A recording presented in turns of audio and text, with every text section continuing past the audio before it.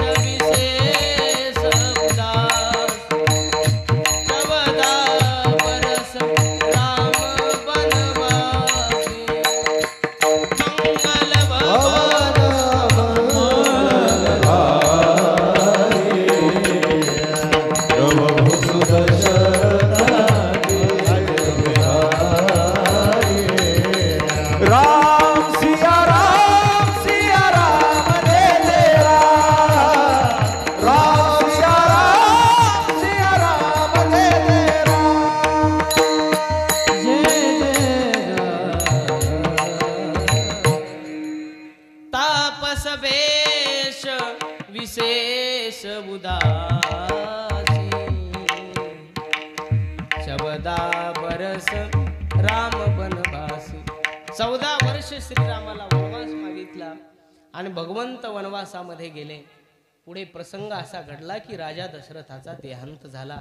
देव चित्रकूटला असताना, रामराया चित्रकूटला असताना इकडे दशरथाचं निधन झालं। राम राम कहे राम कहे, राम राम कहे राम, राम राम कहे राम कहे, राव गयो सुरधाम। रामाचा ध्यास लागला दशरथाला। राम राम राम राम म्हणता प्राण त्याग केला आणि दशरथ महाराजांचा देहांत झाल्याच्या नंतर अयोध्येमध्ये लोकांना चिंता लागली। राम वनवासात गेला, दशरथांचं निधन झालं आणि अयोध्येचं सिंहासन आता खाली पडले। कोण या सिंहासनावर विराजमान होणार? लोक भरताकडे गेले, भरता तुम्ही आता राजा व्हा।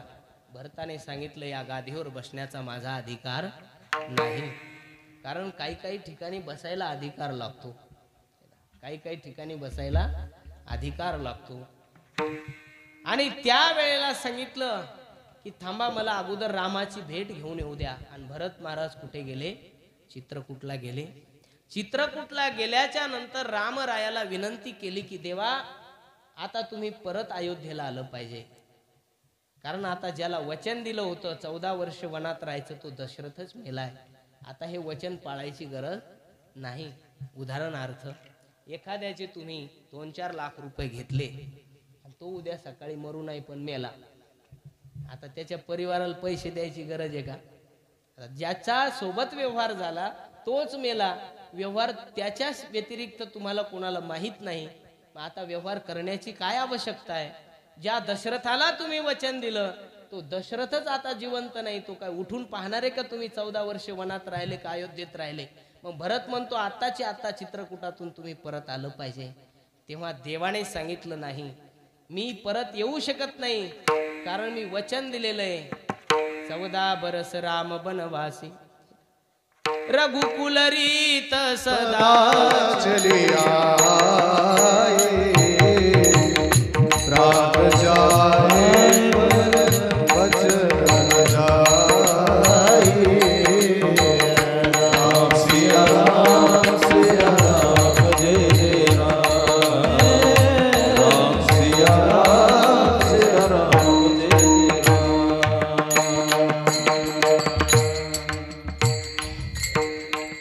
रघुकुल रीत सदा चली आई, प्राण जाय पर वचन न जाय.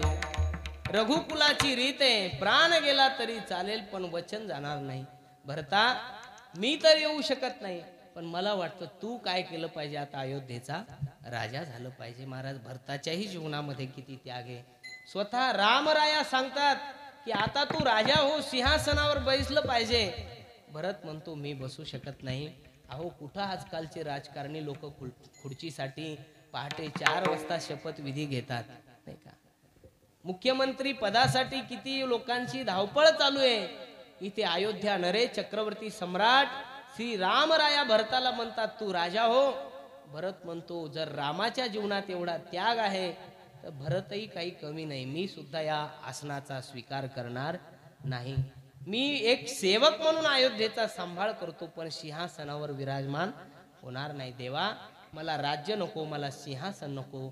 द्यायचं असेल तर तुमच्या चरणाच्या पादुका मला द्या. त्या चरण पादुका भरताने मागितल्या, रामरायाने चरण पादुका दिल्या आणि त्या चरण पादुका भरताने आपल्या डोक्यावर घेतलेल्या आहेत. राम भक्तले चला रे राम के निशाने, राम भक्तले चला रे राम के निशाने, शीस पे खड़ा हूँ आँखियों में पानी, शीस पे खड़ा हूँ आँखियों में पानी, राम भक्तले चला रे राम की निशानी, राम भक्तले चला रे राम की निशानी, राम भक्तले चला रे राम की निशानी, राम भक्तले चला रे राम की निशानी, शीस पे खड़ा हूँ आँखियों में पानी, राम भक्त ले चला रे राम की निशानी. भरताच्या जीवनामध्ये त्याग, रामाच्या जीवनामध्ये त्याग. म्हणून वर्णन केलं ज्ञानोबाराने, यश श्री औदार्य ज्ञान वैराग्य ऐश्वर्य असा षडगुण संपन्न असणारा देव. सांगा, या सर्व 6 गोष्टी आपल्या जीवनात आहेत का? नाही. मग या गोष्टी केवळ भगवंताकडे आहेत. म्हणून भगवान परमात्मा या जगामध्ये सगळ्यात काय आहे? मोठा आहे. किती मोठा आहे? हो, विश्वव्यापक कमळापती, विश्वव्यापक आहे. देव किती मोठा आहे? देवाने एक वेळेला आपलं किती मोठेपण आहे हे 2 लोकांना दाखवलं. एकदा कुरुक्षेत्राच्या भूमीमध्ये अर्जुनाला देवाने विराट रूप दाखवलं आणि एक वेळेला काय झालं, यशोदा मैयाला दाखवलं. केव्हा दाखवलं यशोदेला? कारण यशोदा मैया एक दिवस कृष्ण आणि बलरामाला स्नान करायला घेऊन गेली. यमुनेचं स्नान करायला घेऊन गेली. द्वादशीचा पर्व काळ आणि यमुनेचं स्नान कृष्ण बलरामाचं झालं आणि यशोदा देवकी, ते यशोदा आणि ती रोहिणी दोघी स्नान करताना देवाने काय केली, ती यमुनेच्या काठावरती माती उचलली, माती खायला सुरुवात केली. आता ते पाहिलं बलरामाने. बलरामाने यशोदेला सांगितलं, मैया आपल्या लालाने काय खाल्ली? कृष्णाने माती खाल्ली. यशोदा आली कृष्णाला विचारलं, कृष्णा तू माती खाल्ली का? आई गाई नाही खाल्ली ग म्या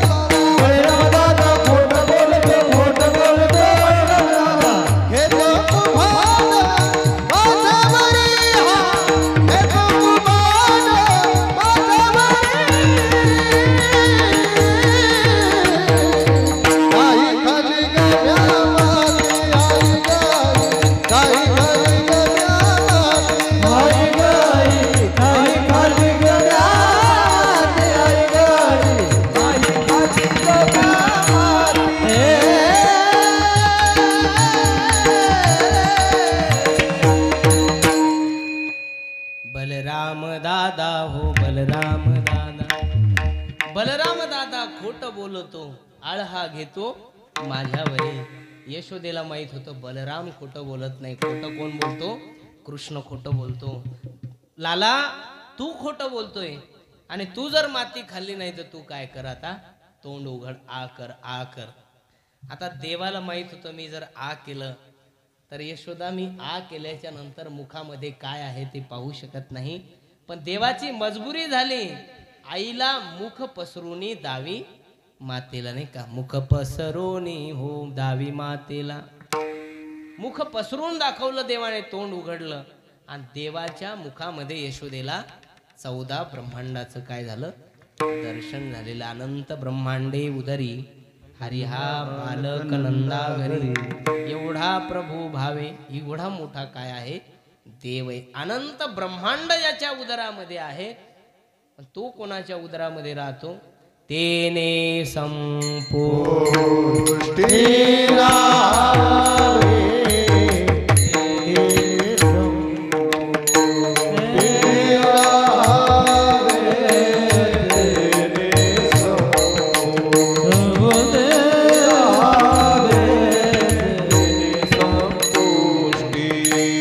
एवढा प्रभु भावे, एवढा प्रभु भावे, एवढा प्रभु भावे, एवढा प्रभु भावे, एवढा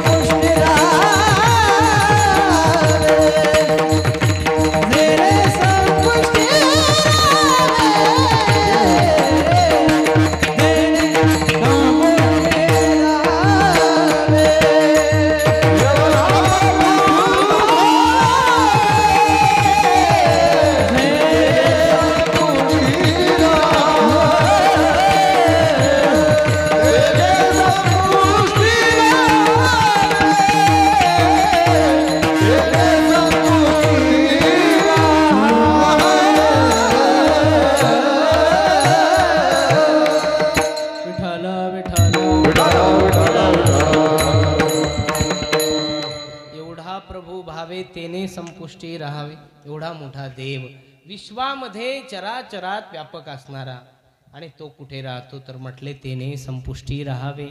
देव हा भक्ताच्या हृदयामध्ये राहत असतो. ठीक आहे, देवाने सांगितलेलंच आहे. एक वेळेला काय झालं, देव हा भक्ताच्या हृदयामध्येही राहतो आणि बाहेर सुद्धा राहतो. आत हरी बाहेर हरी, हरीने घर कुंदिले, हरीने कामा घातला चिरा. आत हृदयामध्ये आणि बाहेर सुद्धा हरी आहे. पहा, आपल्याला बाहेर दिसत नाही तर आत दिसायचा प्रश्नच कुठे येतो, नाही का? एकदा आत दिसला की बाहेर दिसायला लागतो. ज्ञानोबारायांना देवाला पाहायची इच्छा झाली, खूप इच्छा झाली की देवाला पाहिलं पाहिजे, पण देव काही दिसतच नव्हता. मग कंटाळले. एक दिवस कावळा ओरडू लागला. मग त्या कावळ्यालाच विचारलं की माझा देव मला कधी भेटेल. पहिलं तो के काबू को है, पहिलं तो के काबू को है, पहिलं तो के काबू को है,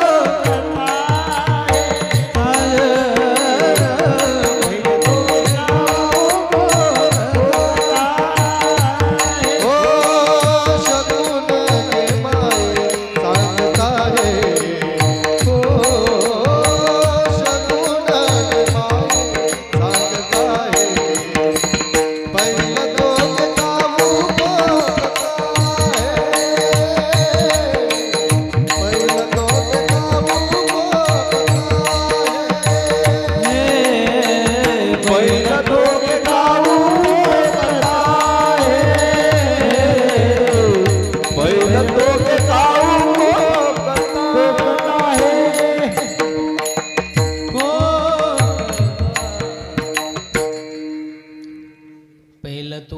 काऊ कोकताय शकून गे माये सांगताय.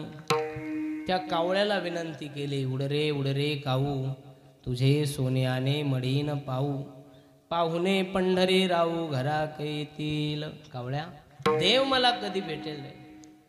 जर देव मला केव्हा भेटेल हे जर तू सांगितलं ना, मी तुला बक्षीस देईल. काय बक्षीस देईल सांगितलं? दही भाताची उंडी लावीन तुझे तोंडी, सत्य सांग गोठी विठू कधी येईल गे माय.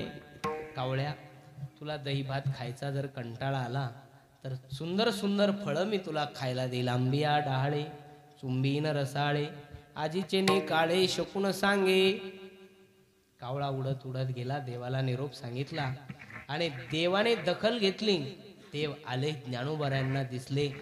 दिसल्याच्या नंतर उद्गारेत, आजी सोनियाचा देनू वरसे अमृताचा घन माझे सोनियाचा देनू. हरी पाहिला रे हरी पाहिला, सोनियाचा देनू वरसे अमृताचा घन माझे सोनियाचा देनू. पाया व्यंग वावगा व्यापक सोनियाचा देनू. ज्ञानोबाराय लोकांना सांगू लागले, हरी पाहिला रे हरी पाहिला रे, आजी सोनियाचा देनू वरसे अमृताचा धनू, आजी सोनियाचा देनू. लोक म्हटले, तुम्ही पाहिला ना, आम्हाला कसा दिसायला? नेमकं तुम्ही पाहिला कुठे? टीव्हीत पाहिला का मोबाईल मध्ये पाहिला नाही का? तेव्हा ज्ञानोबाराने सांगितलं, सबाया अभ्यंतरी अवघा व्यापको मुरारी, हरी पाहिला रे हरी पाहिला रे, आजी सोनियाचा देनू वरसे अमृताचा घनू, आजी सोनियाचा देनू. कुठे कुठे पाहिला? सबाह्य अभ्यंतरी अवघा व्यापको मुरारी. आत पाहिला आणि बाहेर पाहिला. कसा पाहिला? व्यापको मुरारी. व्यापको म्हणजे काय हो? संतांनी वर्णन केलेले, कहा पगडारू देख अनेरा, देखा तो सब हरिने घेरा. पाय ठेवायलाही जागा नाही एवढा देव कसा आहे? व्यापक आहे. आमच्या संतांनी वर्णन केलं, विठ्ठल जळी स्थळी भरला, रीता ठाव नाही उरला, आज म्या दृष्टीने देखिला, विठ्ठलची विठ्ठल एवढा प्रभू भावे. सगळ्या विश्वामध्ये व्यापक असणारा देव पण कुठे राहतो? तेने संपुष्टी राहावे. तो हृदयामध्ये राहतो. नुसता राहतच नाही, भक्त म्हणतील तसा होतो.